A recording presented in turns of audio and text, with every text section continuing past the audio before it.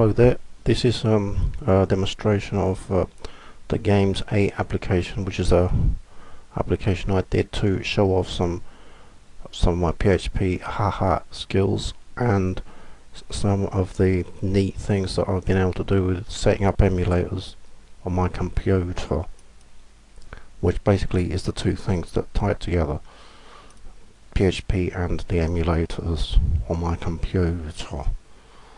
This is now loading up Internet Explorer. It's slightly progressed from where I had it before.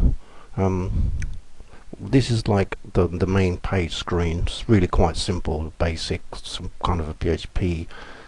How do I explain it? In layman's terms, it's like a home page that's got everything in it, basically, and you can click on any one bit, on the bit at the top, to go to different sections of the home page, but it's really the same home page.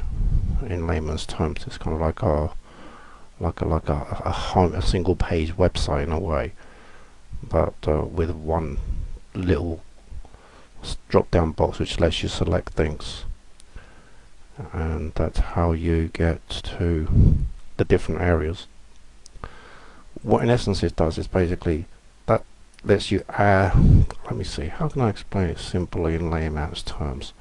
These are like your cards, if you like, so it's like a card file kind of a thing.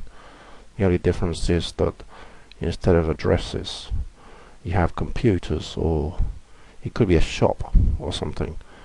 These could be makes, but you could be selling blah blah, but in simple terms, it's like a card file, like an index, and this gives you the ability to go to any one of them. So you can go, this is the VIC-20 page, and in a similar way that you might sell things online, but it's not really very great to look at. But the beauty of it is that because it's not really selling anything, it gives you stuff, so you can more or less go right down any one of them. I've actually built them up and add as many as you like, downloadable stuff for each of these things, and just keep adding and adding and adding. And I know that probably sounds a bit bizarre, but you just have to take my word for it that it works. And if I go somewhere like a Commodore 64, that's a fairly common one. It's like a card file thing that I've just added more and more and more to it. So this could be like a manufacturer, which it is really. Commodore 64 is like kind of like a manufacturer, and I've just added my games collection to it. That's what it is. It's like a record collection, really. It's like a geeky game, like game collection kind of a application program in PHP. And you see I built it up with all these different things. The beauty of it is that I can put comments next to each session that I played. So it's not like it gives me little notes. It's like how to put it again in layman's terms. For example, let's have a read of this. If we go to here, Board of the Rings. This is a Commodore 64 program as an example in my collection of the Commodore 64 section. Had a quick play on this and typed some stupid commands like kill self, kill Bilbo, attack party. I was in the party, Bilbo gave blah blah blah, but it just didn't understand anything. I quite like the Bogshot Road name, so that's kind of straight out of the emulator. I typed this remark in, kind of like a feedback from my playing experience. So it's like my geeky play of this old retro game. Because this is what it is, it's all antique games really, but they happen to be pretty good, I feel. And I'm not going to try that one. Let's try another one to see. That might be a bit more interesting. There's also more. It keeps track of how many times you played it.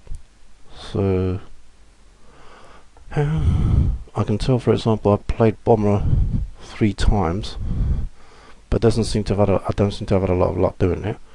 that wasn't a lot of fun. Oh yeah, oh yeah, this is a good fun game actually. I remember. So yeah, that tells me a clue. So it's good for you when you have your mates and you want to show them games and you come home drunk and you want to show them your geeky collection and have a bit of a laugh.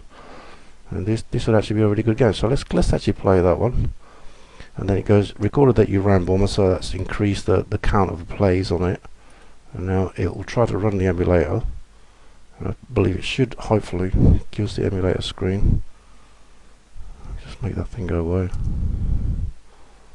There we go. Right, it's now loading in Commodore 64 mode. Amazing technology of emulation.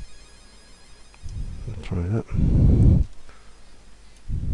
Okay, I've just made it crash. No, I just want to crash. No, I don't. Okay, this is a Commodore 64 game. Basically, it's a game where you're supposed to catch that guy. He's trying to bomb the place, and you're trying to stop him from bombing the place. And then it's really like a good game, but simple. You don't get games like this now.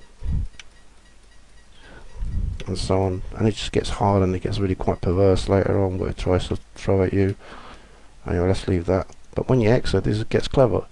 Now notice this amazing high-tech colour flashing dialog box. I really enjoyed that, but not doing much because I am recording this on a screencast. So you see that's all this is all nicely flashing up, and I'll put that opinion there, and when I scroll down it will have a little yellow asterisk there, so you see it's added that on. That's the fresh experience out of it. So you can kind of like go down in your collection and see what's been like for you, or your experience of playing these games. Now like getting a bit tired of this game, blah blah, it seems to be the same. There's other ones that are a great laugh, and you can keep on adding stuff to it, like pictures that you can find on the internet and just download them. This is quite a fun game, Choplifter. Try a bit of Choppy. I haven't registered the emulator yet.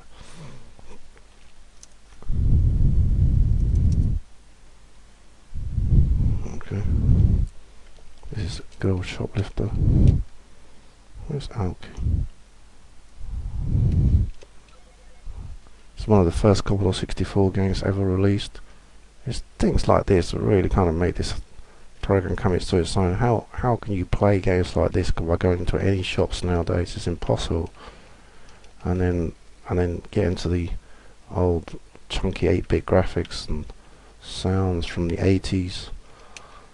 You just can't do that anymore. And put, you know, as many links as you like to each game. So if I find articles written on Choplifter, I can just add them to the catalogue, to the game entry.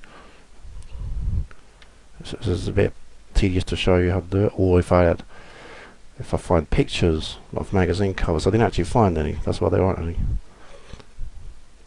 I could add them as many as I want. But you know, this is a classic 8-bit game that really takes you back to the old way of doing things, and I've just been destroyed there. Let's out F4 that. Right. Thoroughly enjoyed that retro feeling of playing 8-bit playing time on the Commodore 54. Long live the L64. And again,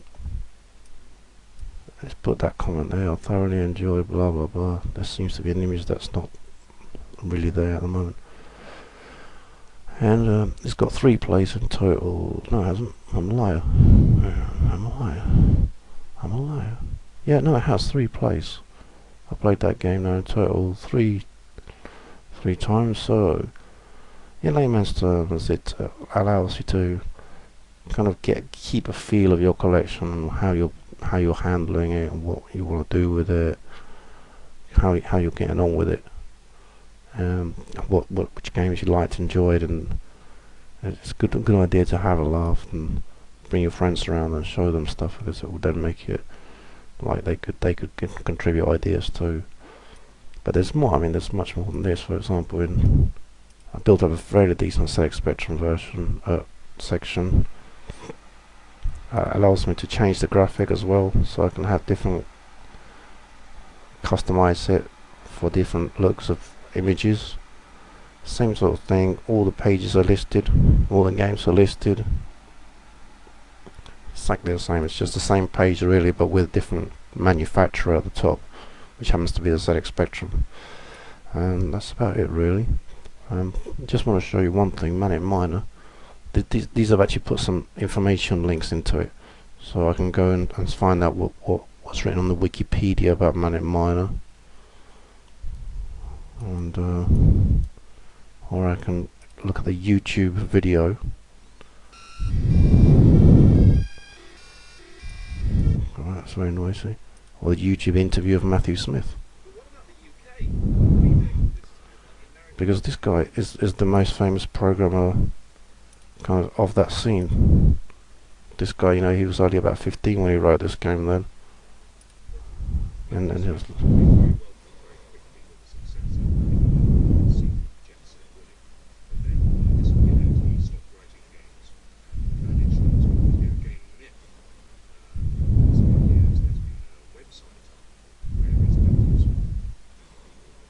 and there's a section of him actually described in the later.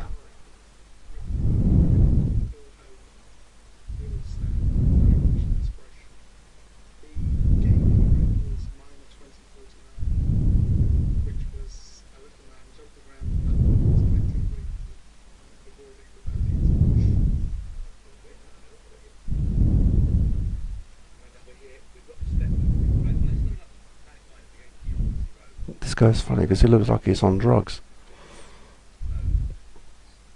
But he's a famous guy.